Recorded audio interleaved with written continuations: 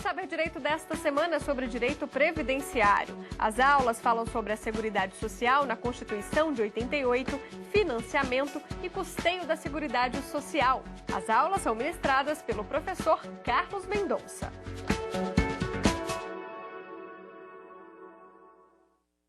Olá, sou o professor Carlos Mendonça e nessa semana do Saber Direito, nosso foco é o direito previdenciário. Esta é a nossa segunda aula e aqui nós vamos tratar do financiamento da Seguridade Social. Dando continuidade, então, ao estudo da Seguridade, que é uma grande rede de proteção que envolve saúde, assistência social e previdência social. Mas de onde vêm os recursos que vão custear a prestação desses serviços? A resposta ela é extraída do artigo 195 do texto constitucional. O que é que diz esse dispositivo? Que a Seguridade Social ela será financiada por toda a sociedade, de forma direta e de forma indireta, mediante recursos orçamentários da União, dos estados, do DF e dos municípios e também através do pagamento das contribuições sociais. Pois bem, quando a Constituição diz que a Seguridade será financiada por toda a sociedade, nós vemos aqui uma aplicação prática do princípio da diversidade da base de financiamento. Afinal de contas, este princípio determina que toda a sociedade deve contribuir para o sustento do sistema de seguridade social. Todavia, esse financiamento pode se dar de duas formas, diretamente e indiretamente. Como que ocorre o financiamento indireto? Pois bem, a União, os estados, o DF e os municípios, todos eles têm responsabilidades na área de saúde, na área de assistência e na área de previdência social. Logo, o orçamento de cada ente federativo deve ter a previsão dos recursos que serão alocados exatamente para o custeio desses serviços. Portanto, quando alguém paga um imposto e esse dinheiro é arrecadado pelo ente federativo, uma parte dele será destinado a um desses serviços. Ou vai para a saúde, ou vai para a assistência, ou até mesmo para a previdência social. Este seria o financiamento indireto. Mas existe também o financiamento direto, que ocorre através do pagamento das contribuições sociais para a Seguridade Social.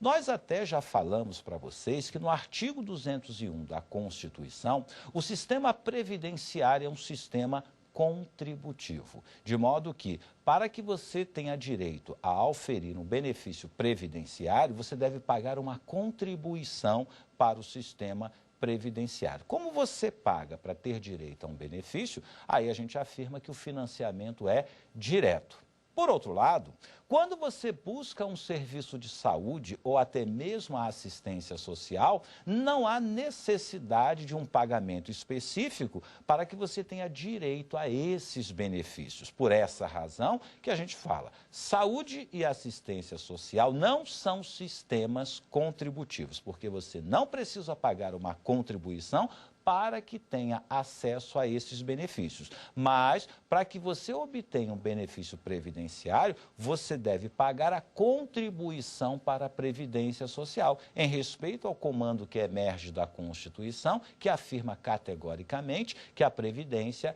é um sistema contributivo. Bom, esse financiamento direto, através do pagamento de contribuições sociais para a Seguridade, está previsto no artigo 195 da Constituição.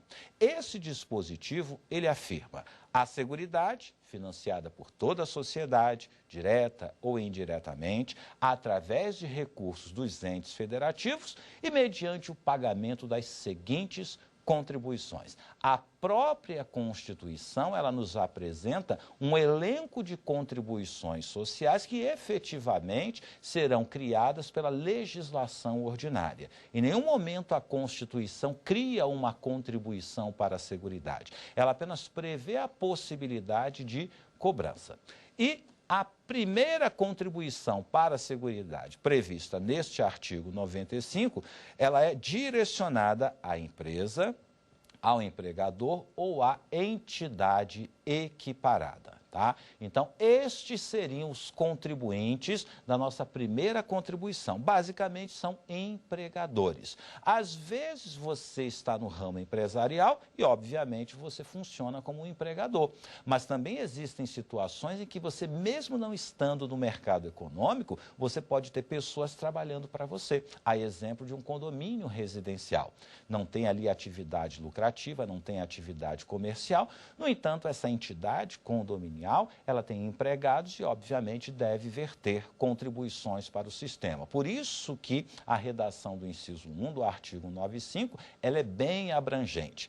A primeira contribuição, ela deve ser paga pela empresa, pelo empregador ou por uma entidade equiparada à empresa.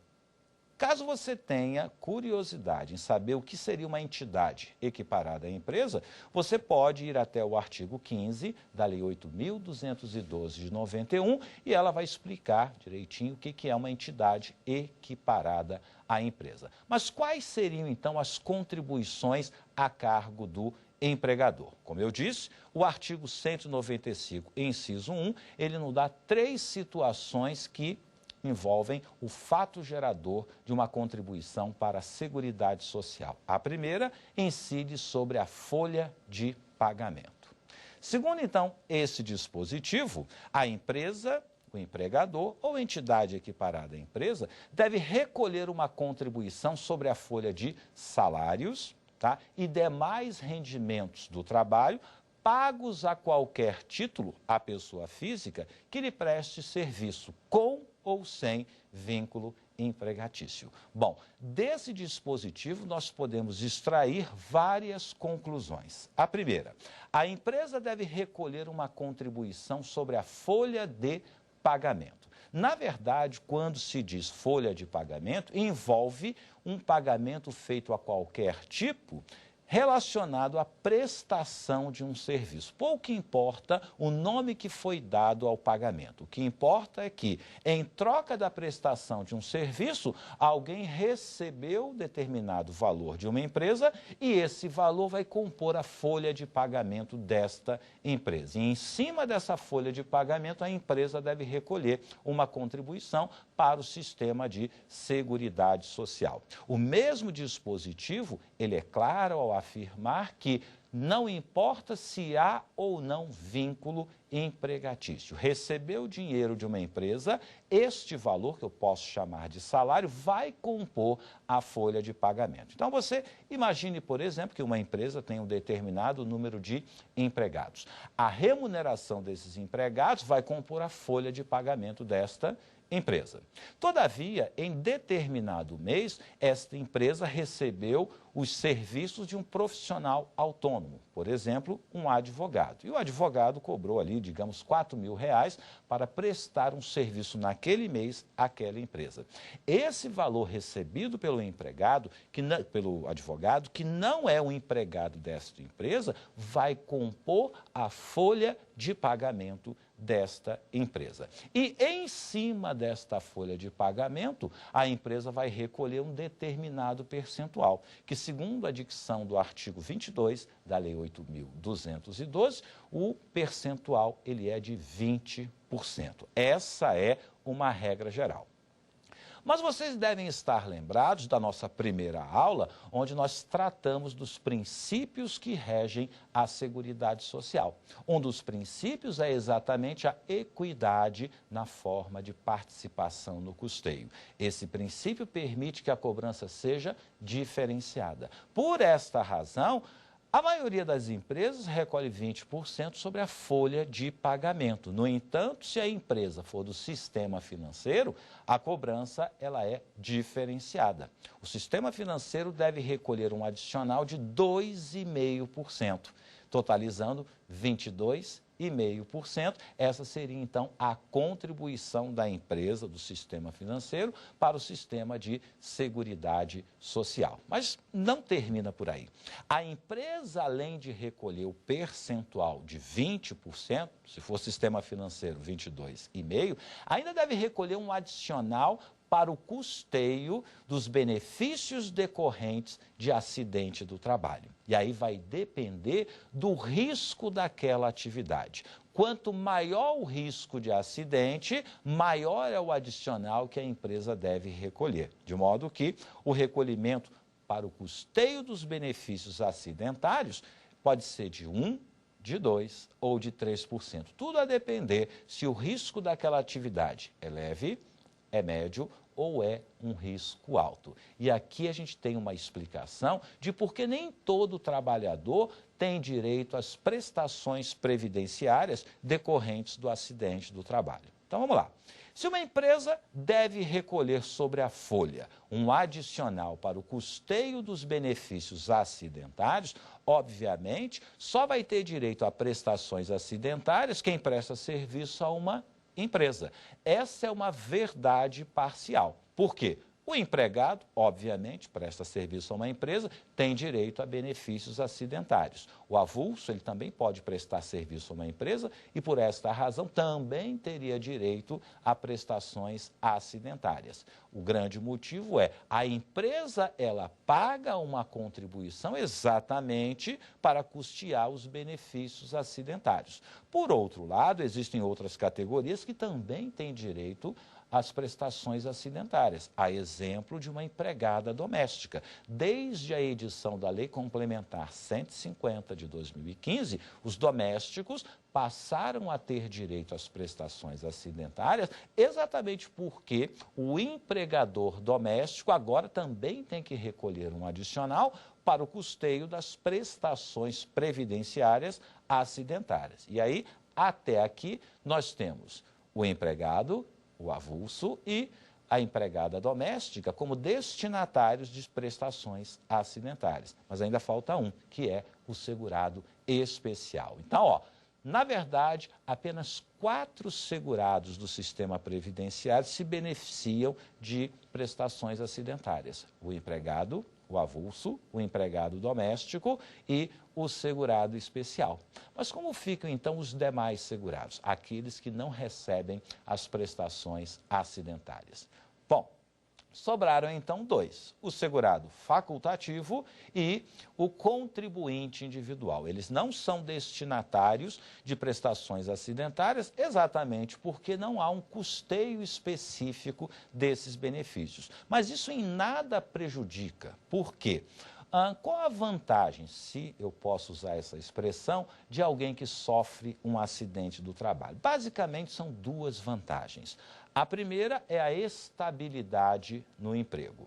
A segunda é o depósito do FGTS enquanto este trabalhador estiver afastado recebendo as prestações acidentárias. Imagine, por exemplo, um profissional autônomo que é enquadrado como contribuinte individual e, por alguma razão, ele fica incapacitado para o trabalho. Ele não é empregado, não é doméstico, não é avulso, nem segurado especial. Ele não tem direito, portanto, a prestações acidentárias, mas ele tem direito às prestações previdenciárias, que são absolutamente idênticas a uma prestação acidentária. Idênticas em termos de benefícios previstos, idêntico no sentido do valor a ser concedido. Como ele não é enquadrado como um destinatário de uma prestação acidentária, ele, por exemplo, não tem estabilidade no emprego nem direito ao depósito do FGTS. Todavia, ele é um profissional autônomo, ele trabalha por conta própria. Não há relação de emprego a ser protegida. Então, de nada adianta conferir uma prestação acidentária a um trabalhador autônomo. Para ele, pouco importa se vai ter estabilidade no emprego. Ele trabalha por conta própria. Ele não tem direito ao FGTS. Portanto, essa vantagem de quem é vítima de um acidente, ela realmente não faz nem sentido. De modo que aqueles segurados que não são beneficiários de prestações acidentárias não sofrem nenhum tipo de prejuízo. Já aqueles que são destinatários têm essas 2 vantagens. A estabilidade de no mínimo 12 meses, quando ele encerra o benefício acidentário de auxílio-doença, e durante seu afastamento, a percepção do FGTS. Fora isso, todos os trabalhadores têm direito, praticamente a todos, os benefícios previdenciários. Mas aí eu destaco aqui um ponto. Eu estou afirmando que a empresa recolhe uma contribuição sobre a folha por determinação da Constituição. Em regra, o percentual é de 20%. A empresa tem que recolher ainda um adicional de 1, 2 ou 3% para o custeio de prestações acidentárias. Exatamente por essa fonte de custeio é que empregados, avulsos, empregada doméstica e também o segurado especial têm direito a prestações acidentárias.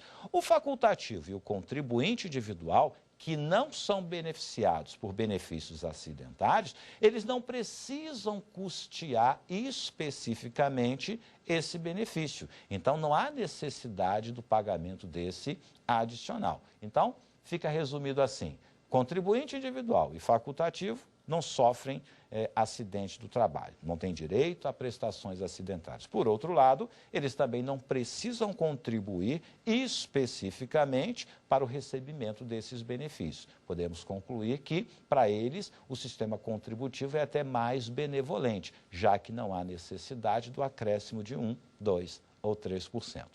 Mas, ainda continuando na folha de pagamento de uma empresa, é importante destacar que existe um outro adicional, esse específico para o custeio de aposentadorias especiais. Como a aposentadoria especial, permite a concessão de aposentadorias num tempo menor em relação à aposentadoria tradicional por tempo de contribuição, que é de 35 anos para um homem, 30 anos para uma mulher, existe a possibilidade da aposentação acontecer após 15, 20 ou 25 anos. Bom, isso é ótimo para o trabalhador. Ele trabalha menos que os demais. Então, o que acontece? Quando você trabalha numa empresa e você tem direito a uma aposentadoria especial, a empresa é obrigada a pagar um adicional para que você possa se aposentar de forma especial. Esse adicional é de 12%, de 9% ou de 6%. Vai depender de quê? Vai depender se você vai se aposentar aos 15, 20 ou 25.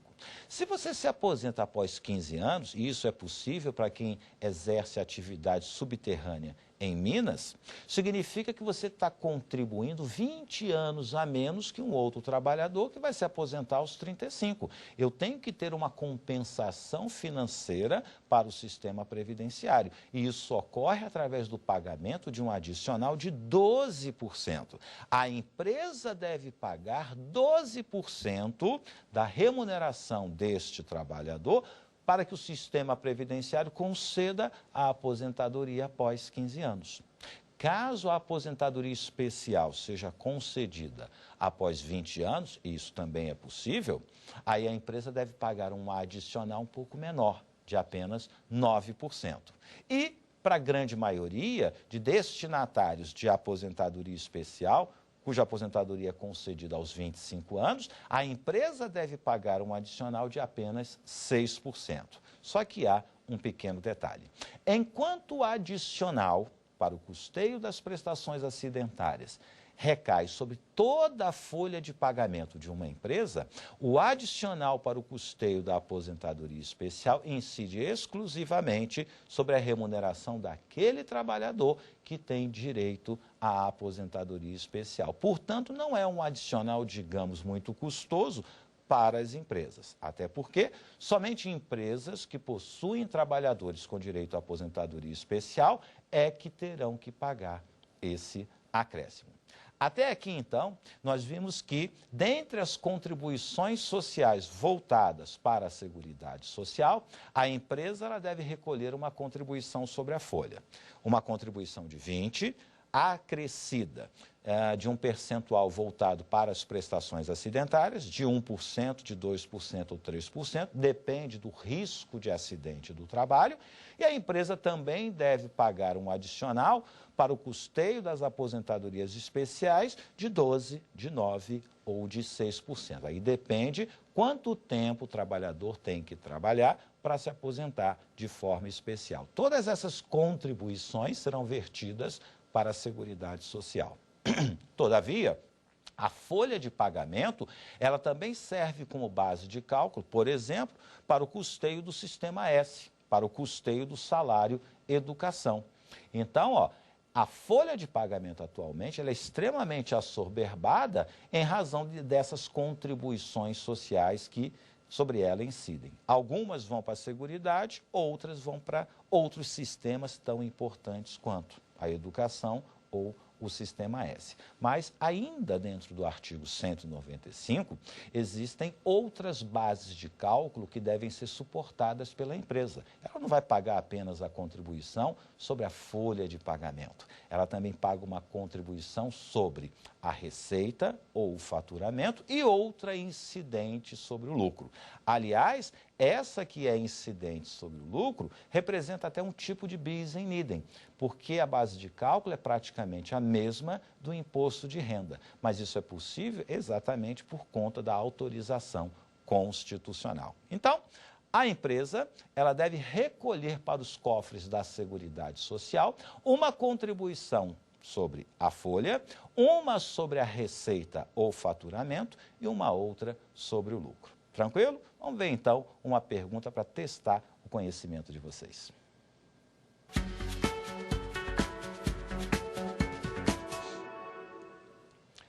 A Seguridade Social será financiada diretamente por impostos, taxas, contribuições sociais, contribuições de melhoria. Bom, de acordo com o artigo 195 da Constituição, a Seguridade Social ela será financiada por toda a sociedade, de forma direta e de forma indireta. A forma indireta de financiamento da Seguridade é quando nós pagamos os nossos impostos e esse valor arrecadado vai compor, então, o orçamento. Agora, o financiamento também pode ser de forma direta, através do pagamento de contribuições sociais, exatamente estas que nós estamos vendo. Portanto, a resposta a essa indagação é a letra C.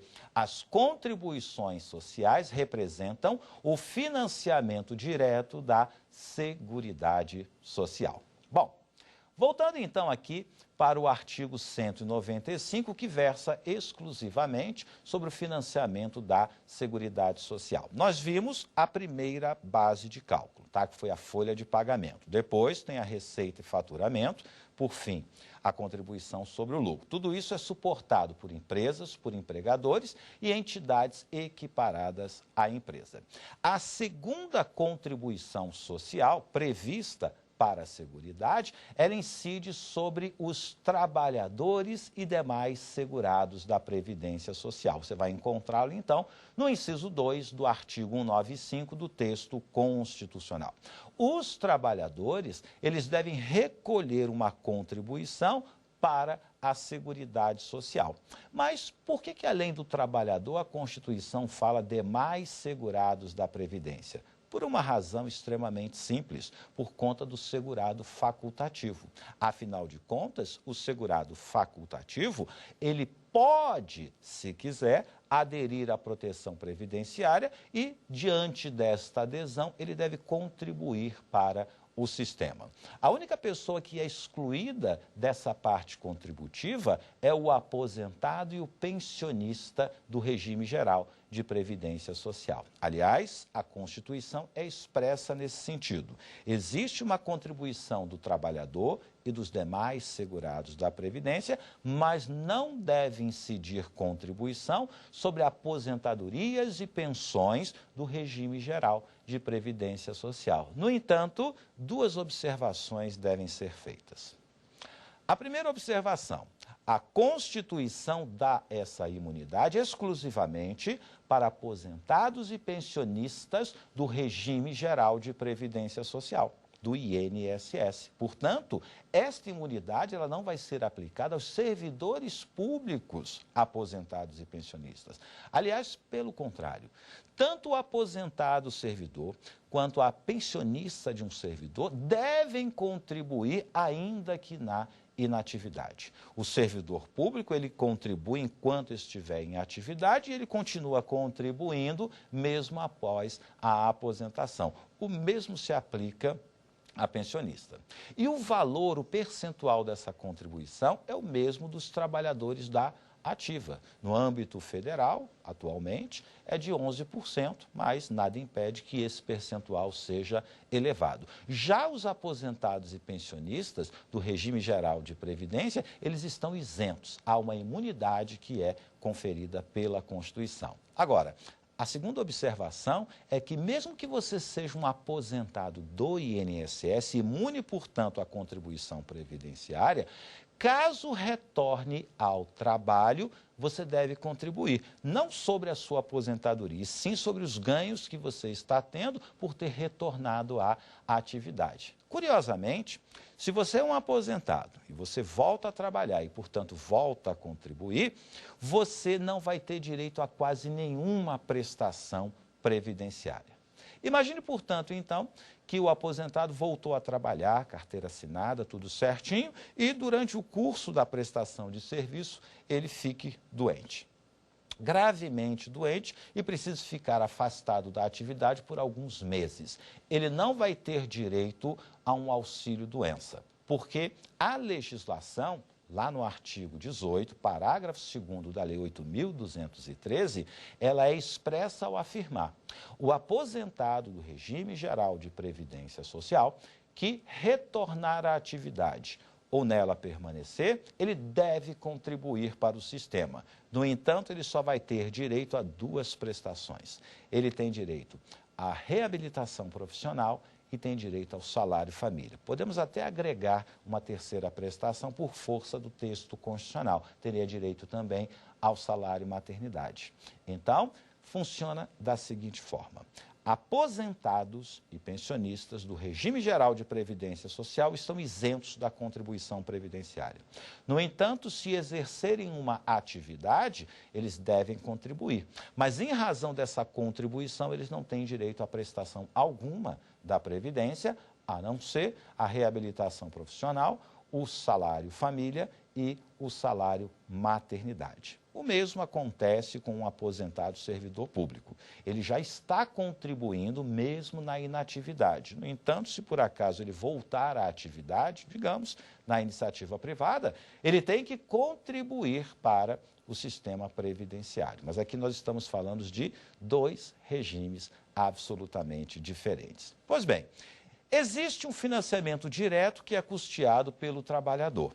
O trabalhador, ele se enquadra em uma das categorias de segurados. Ele pode ser um empregado, pode ser avulso, pode ser contribuinte individual, pode ser doméstico ou um segurado especial. Como tal, ele deve contribuir para o sistema. E aí nós vamos fazer uma divisão. De um lado, nós vamos colocar os empregados domésticos e os avulsos. Esses três contribuem para o sistema previdenciário da mesma forma. Eles vão contribuir com 8%, com 9% ou com 11% em cima do seu salário de contribuição.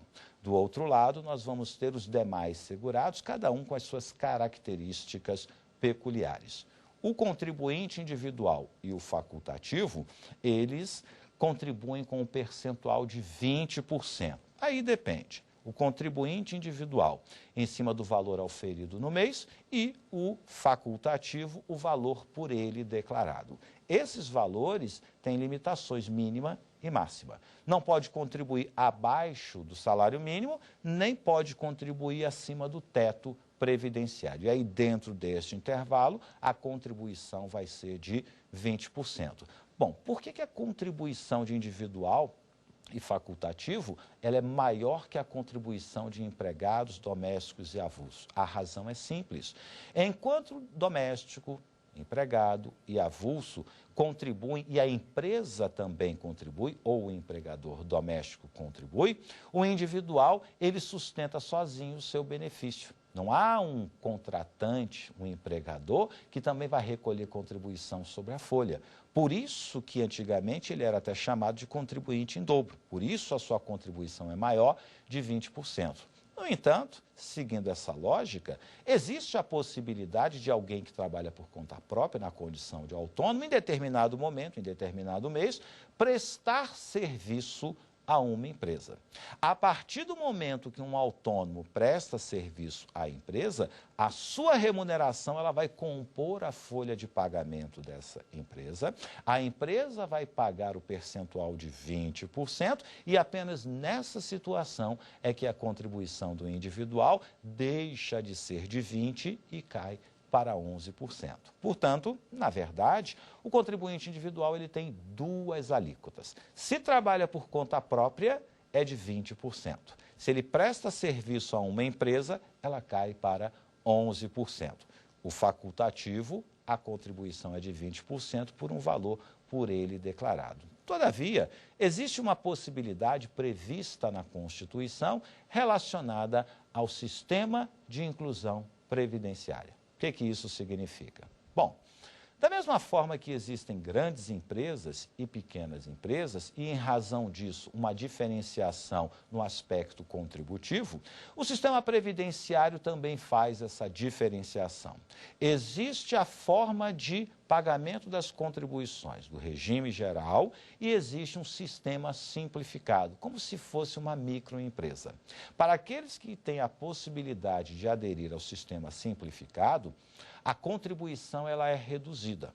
Então, a possibilidade, de aderir ao sistema simplificado é exclusivamente para contribuinte individual e para facultativo. Inclusive, para o facultativo, na condição de dona de casa.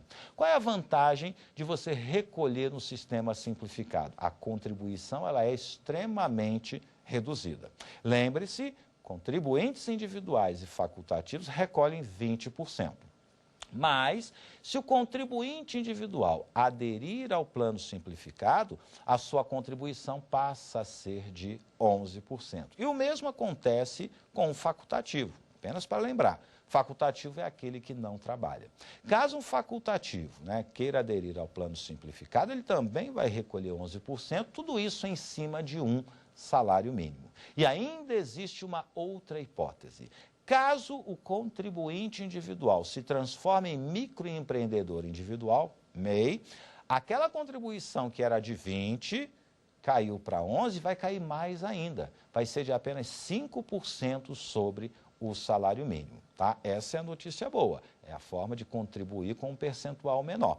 Quem aderir ao plano simplificado, isso acontece corriqueiramente com microempreendedores individuais, onde eles recolhem apenas 5% de um salário mínimo, eles têm direito às prestações previdenciárias no valor de um salário mínimo. No entanto, eles não podem se aposentar por tempo de contribuição. É isso mesmo. O contribuinte individual, que se transforma em microempreendedor individual, que passa a recolher 5% sobre o salário mínimo, ele tem direito às prestações previdenciárias, tudo no valor de um salário mínimo, mas ele não pode se aposentar por tempo de contribuição. Infelizmente, muitas pessoas não têm conhecimento desse fato. O microempreendedor individual que adere ao plano simplificado, ele não vai se aposentar por tempo de contribuição, a não ser que ele resgate esse período pagando a contribuição adicional. Se ele fizer isso, aí não tem problema. Aí ele recupera todos os seus direitos perante a Previdência Social. Então, até aqui, nós vimos, então, a contribuição número 1, que é da empresa, vimos a contribuição dos trabalhadores e demais segurados da Previdência Social. A gente faz uma pequena pausa para, então, ver mais uma pergunta para testar o conhecimento de vocês. Vamos lá, então.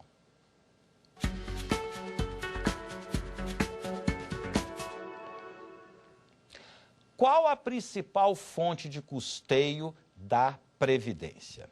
A contribuição sobre o lucro, a contribuição sobre o faturamento, a contribuição sobre a folha de salários, a contribuição sobre importação de bens e serviços. Essa pergunta ela tem uma pequena peculiaridade, qual seja, nós estamos estudando o financiamento da Seguridade Social. Logo, é o financiamento de saúde, de assistência e de previdência social. Mas a pergunta quer saber qual a principal fonte de custeio da Previdência Social. Porque Existem contribuições que irão para a saúde, irão para a assistência, mas existem contribuições que são específicas do sistema previdenciário. Aliás, a própria Constituição, no artigo 167, inciso 11, proíbe que a arrecadação de determinada contribuição seja aplicada em finalidade diversa, que não seja o pagamento de benefícios previdenciários. Então, a contribuição da empresa sobre a folha de pagamento e a contribuição dos trabalhadores, elas são voltadas exclusivamente para pagamentos de benefícios previdenciários. Por isso, são conhecidas como contribuições previdenciárias. E agora você pode, então, chegar a uma conclusão. Qual das duas é mais importante para a Previdência? A contribuição da empresa sobre a folha de pagamento de todos os seus empregados ou a contribuição individual do trabalhador? Então, a resposta só pode ser a letra C. A contribuição sobre a folha de salários.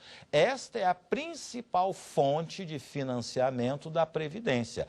Essa é a principal fonte de arrecadação de recursos para pagamento de benefícios previdenciários. Com isso, eu não estou dizendo que a contribuição sobre o lucro, sobre receita e faturamento não possam ser utilizadas na Previdência. Não é isso. Eu estou dizendo que sobre a folha de pagamento e a contribuição do trabalhador é só e somente só para pagar benefícios previdenciários. As demais contribuições, e aí eu incluo a contribuição sobre o lucro e a contribuição sobre o faturamento, podem ser utilizadas na saúde, na assistência social e até na previdência social. Mas basicamente a diferenciação é essa. Sobre folha e do trabalhador, vai para a previdência e as demais, faturamento, lucro, importação de bens e serviços, concursos de prognóstico, iriam para as outras áreas de saúde e de assistência social. Aliás, essa diferenciação ela é extremamente importante quando se discute o déficit previdenciário.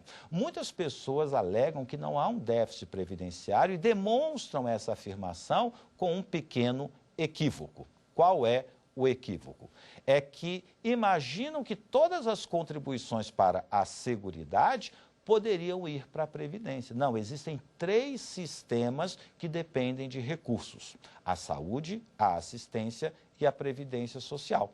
Então, apenas uma parte dessa arrecadação é que é destinada à Previdência. Se você colocar todas essas fontes para a Previdência, você está deixando sem recursos a saúde e a assistência social. É uma argumentação inválida para demonstrar que não há um déficit previdenciário. Bom, nós só vimos 2 contribuições, a do inciso 1 e do inciso 2 do artigo 95. Existem mais 2 previstas nesse dispositivo. Uma é relacionada à importação de bens e serviços do exterior. Toda vez, então, que houver importação de bens e serviços, incidirá uma contribuição destinada à Seguridade Social. Essa contribuição pode ir para a saúde, pode ir para a assistência, como pode ir para a Previdência Social. E por que incide essa contribuição? Porque quando um país exporta, basicamente ela dá uma isenção dos tributos. E esse produto chega aqui com um preço relativamente baixo. E ele vai disputar o mercado com todos os produtos brasileiros que arcam com todas essas contribuições. Seria uma concorrência desleal. Você colocar o produto brasileiro que paga uma carga tributária exorbitante para disputar com um produto estrangeiro que sai do seu país com uma série de isenções. Então, pelo menos, para igualar a carga tributária, incide uma contribuição para a Seguridade em cima desse bem ou serviço importado, para pelo menos tentar igualar ali as condições de competição. Além da contribuição na importação de bens e serviços, a Constituição prevê uma 4ª contribuição.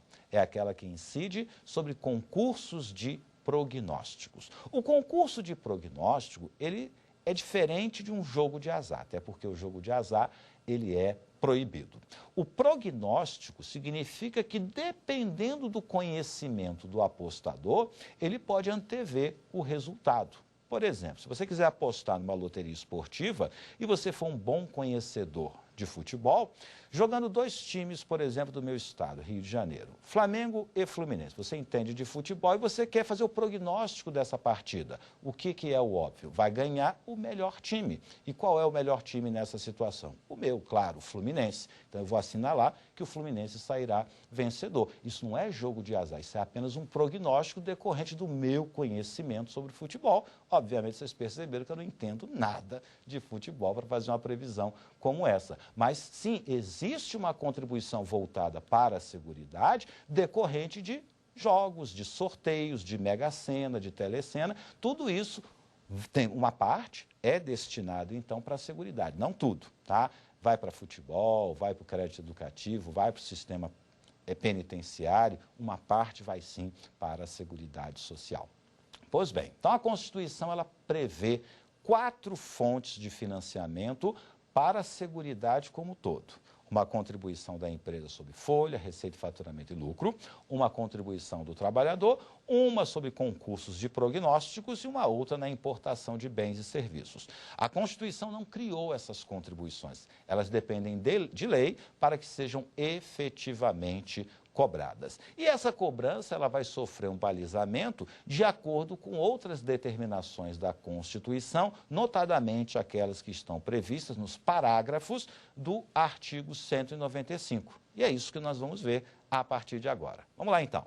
O que a Constituição diz sobre o financiamento da seguridade, além de tudo isso que eu passei aqui para vocês? Primeiro, a União, os estados, o DF e os municípios, cada um deles possuem o seu próprio orçamento. E neste orçamento haverá previsão de recursos para a saúde, para a assistência ou até mesmo para a previdência social. Tá? O orçamento não se confunde, cada um tem o seu próprio orçamento.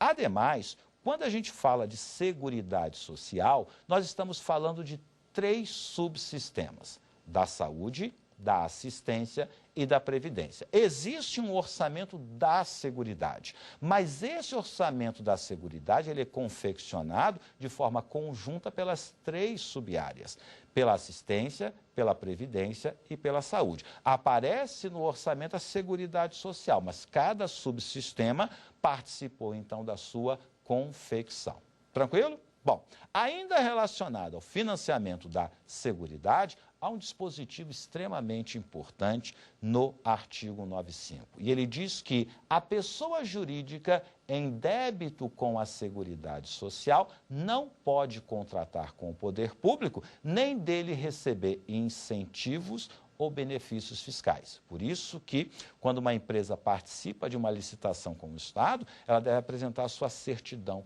negativa de débito. Não só de débitos previdenciários, mas também de débitos com a Receita Federal, Receita Estadual e por aí vai. É uma forma, então, de se aplicar esse dispositivo. Se você está devendo a Seguridade, você não pode contratar com o poder público. É uma forma indireta de forçar esse devedor a quitar esses débitos.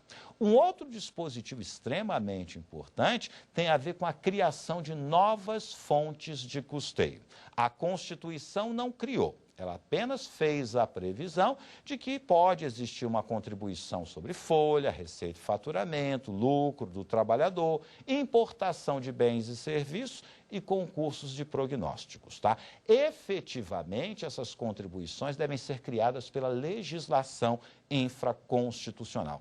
E como a expansão desses serviços cada vez mais consome recursos, é possível que haja a criação de uma nova fonte de custeio. De vez em quando ventila-se a ressuscitar a CPMF. E um dos argumentos é que o dinheiro seria usado na saúde, portanto, um dos elos da Seguridade Social. É possível? É. A única condição imposta pela Constituição é que uma nova fonte de custeio surja por intermédio de uma lei complementar. Quer criar uma nova fonte de custeio para a Seguridade, faça por meio de lei complementar. Portanto, nem há necessidade de uma emenda constitucional para ressuscitar a CPMF. Basta a edição de uma lei complementar. Todavia, caso seja criada uma nova fonte de custeio, vai incidir o princípio da noventena, que também pode ser chamado de anterioridade nonagesimal ou também anterioridade mitigada. O que isso significa? Simples. Ao se criar uma nova fonte de custeio para a Seguridade Social, efetivamente esse recolhimento só pode acontecer após o decurso do prazo de 90 dias. Então eu crio hoje a CPMF, mas ela só vai poder ser cobrada daqui a 90 dias. Aplicação, portanto, do princípio da anterioridade nonagesimal ou anterioridade mitigada. Isso também vai ser aplicado quando ocorrer a majoração de uma contribuição que já existe. Nós havíamos falado que a contribuição da empresa para o sistema previdenciário é de 20% sobre a folha. Caso, por exemplo, o governo queira elevar essa contribuição, isso pode ser feito. Todavia, isso só vai acontecer após o decurso de 90 dias da data da publicação da lei. É o princípio da noventena. Aplico quando há a criação de uma nova contribuição ou quando há a majoração de uma contribuição existente. Por outro lado, esse princípio da noventena, ele não vai ser aplicado, por exemplo, quando há alteração da data de recolhimento. Hoje, as empresas devem recolher a contribuição até o dia 20. Se eu quiser antecipar, por exemplo, para o dia 5, eu também tenho que esperar 90 dias? Não. Aí eu não aplico a noventena. E a razão é a seguinte: a previsão desse prazo é para que o contribuinte não seja surpreendido. Como há a certeza do recolhimento da contribuição no mês seguinte, o fato dessa contribuição ser recolhida no dia 20 ou no dia 5, contabilmente não afeta uma empresa. Por isso que, se houver alteração da data de recolhimento, eu não preciso esperar os 90 dias. A incidência, ela passa a ser imediata. Uma outra hipótese de não aplicação do princípio da noventena é quando ocorre a redução da contribuição. Se por alguma razão, por algum milagre, o governo quiser reduzir a contribuição da empresa de 20% para, por exemplo, 16%, isso não precisa esperar 90 dias, tá? Essa redução, ela é imediata. A gente pode até fazer uma associação. Se a notícia é boa, ela incide de imediato, reduziu a contribuição. Por outro lado, se a notícia é ruim, significa então que a gente vai ter que esperar 90 dias. Tranquilo? Vamos lá então responder mais uma pergunta.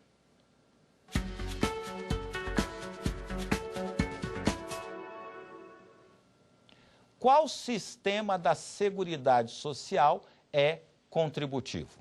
Saúde, assistência social, previdência social, saúde, assistência e previdência social. Bom, o artigo 196 da Constituição afirma que saúde é direito de todos e dever do Estado. Não há qualquer menção a um sistema contributivo. A assistência social, de acordo com o artigo 203, afirma que ela será prestada a quem dela necessitar. Já o artigo 201 da Constituição diz que a Previdência é um sistema compulsório e contributivo, razão pela qual nós vamos assinalar como resposta correta a letra C. Previdência Social é o único que é contributivo no âmbito da Seguridade. Nem posso afirmar que Seguridade Social seja um sistema contributivo, porque ele envolve saúde e assistência, que são sistemas não contributivos, ok? Muita gente discorda dessa afirmação dizendo o seguinte: olha, eu pago meus impostos, então não posso dizer que saúde é um sistema não contributivo. De certa forma, essa afirmação ela está correta, mas quando eu digo se o sistema é contributivo ou não, eu me refiro a uma contribuição específica. Você não precisa pagar uma contribuição específica para ter acesso às ações de saúde. Você não precisa pagar uma contribuição específica para ter acesso à assistência social. Mas você precisa pagar especificamente a Previdência para ter acesso às prestações previdenciárias. Obviamente que nada disso é de graça, isso tudo é custeado com recursos do orçamento. E o dinheiro do orçamento, basicamente, ele decorre do pagamento dos nossos impostos. Mas, para quem conhece um pouquinho de direito tributário, sabe que o imposto ele é desvinculado de qualquer atividade estatal. É até uma diferença entre o imposto e a contribuição social para a Seguridade. Enquanto essa contribuição é vinculada à Seguridade, o imposto não é vinculado a nenhuma atividade específica do nosso Estado. Então, resposta à nossa indagação é a letra C. Voltando então para o financiamento da Seguridade, já vimos quais são as contribuições para a Seguridade, nós já falamos de alguns princípios relacionados à Seguridade. O último foi o princípio da noventena, é o princípio da não surpresa, para que o contribuinte não seja surpreendido. E dando continuidade a esse estudo, vamos mencionar aqui as entidades beneficentes de assistência social. Essas entidades, de acordo com o parágrafo 7º do artigo 195, são isentas de contribuição para a Seguridade Social. De modo que uma entidade, classificada como beneficente de assistência social, ela está isenta de contribuir para a Seguridade Social. E quando a Constituição ela dá uma isenção, significa que, na verdade, ela está concedendo uma imunidade. Então, entidades beneficentes de assistência social são imunes à contribuição social para a Seguridade. O pensamento é assim: já que você está ajudando o Estado numa ação relacionada à Seguridade, o Estado devolve o favor concedendo-lhe uma imunidade. Mas isso precisa ser muito bem entendido. Por quê? Eu posso trabalhar para uma entidade beneficente de assistência social. Ao fazer isso, eu me torno um segurado obrigatório da Previdência. E eu, como empregado, devo contribuir. Essa contribuição, na verdade, ela é retida pela entidade que eu estou prestando serviço e repassado para a Seguridade. O que não vai acontecer é essa entidade beneficente ter que recolher contribuição sobre a folha de pagamento. Isso absolutamente não existe. A entidade está imune, ela não precisa recolher a sua contribuição para a Seguridade, mas as pessoas que trabalham nessa entidade continuam tendo que contribuir. A entidade beneficente não precisa cumprir a obrigação principal de recolher a contribuição, já que ela está imune, mas ela continua tendo as obrigações tributárias acessórias, a exemplo de reter a contribuição de quem lhe presta serviço e repassar para a Seguridade Social. Esse repasse é fiscalizado, é normatizado pela Receita Federal do Brasil. Outro preceito constante do artigo 195 tem a ver com o segurado especial.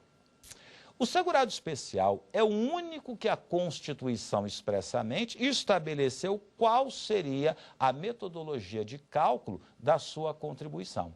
De acordo com o parágrafo 8º do artigo 195 da Constituição, o segurado especial, o produtor rural, ele deve recolher uma contribuição incidente sobre a receita da comercialização de sua produção.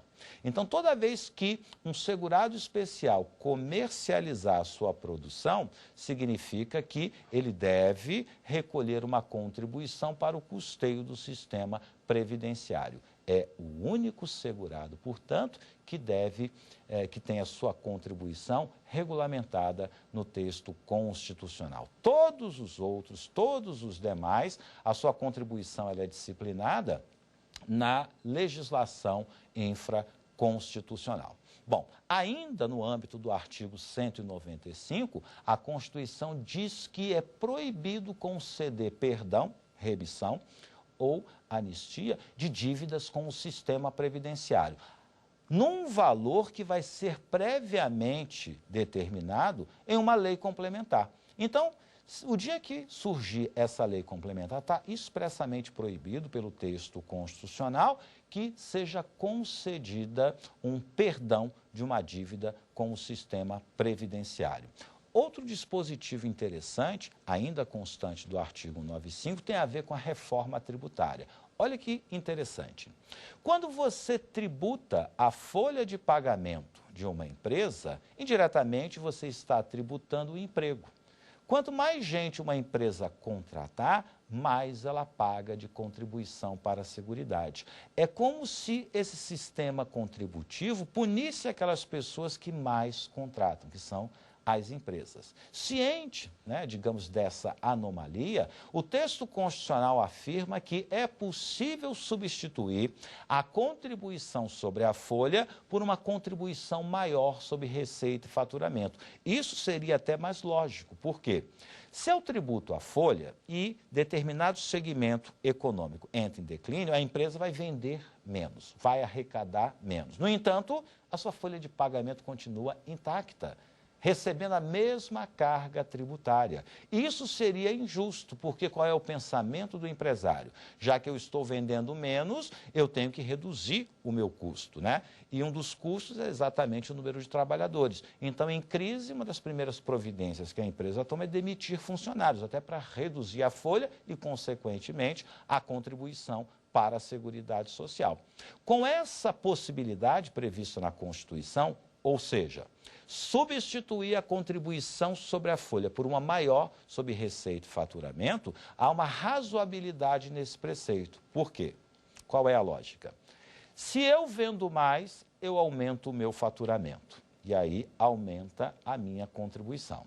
Por outro lado, se eu vendo menos, reduzo o meu faturamento e a contribuição, a carga tributária previdenciária, ela vai acompanhar essa redução. Vende menos, reduz a carga tributária previdenciária. Aumentou o faturamento, eu aumento, então, a carga tributária previdenciária, o que seria lógico. Vendeu mais, paga mais. Vendeu menos, paga menos. Essa lógica já não se aplica quando se trata da contribuição sobre a folha. Vendendo muito ou vendendo pouco, a contribuição ela fica intocada porque sua base de cálculo é exatamente a folha de pagamento.